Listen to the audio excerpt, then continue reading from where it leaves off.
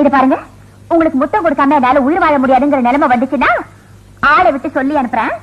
வாங்க, அப்புறம் யோசிப்போம். இதெல்லாம் மூணாவது ஆளு சொல்ல வேண்டிய சமாச்சாரங்களா? நம்ம 2 பேர் சம்பந்தப்பட்ட விஷயம் தானே. அதுக்கு கொஞ்சம் இருங்க. பாருங்க கொஞ்சம், அது கொஞ்சம் மூஞ்சிட்டு பாருங்க. அட வாய பாருங்க. அப்படி ஒரு ஆசை உங்க மனசுக்குள்ள வந்துச்சுன்னா அதை எனக்கு தெரியப்படுத்துறதுக்கு ஒரு சின்ன ஐடியா. வாய் பாருங்க, வாய் பாருங்க. அப்படி ஒரு சத்தம் வந்துச்சுனாங்க, அந்த விரகதாபம் உங்க இதயத்துக்குள்ள விவகாரம் ஆயிடுச்சுன்னு அர்த்தம். சரி, நல்லா ஞாபகம் வச்சுங்க. சத்தம் கேட்டா வரேன்.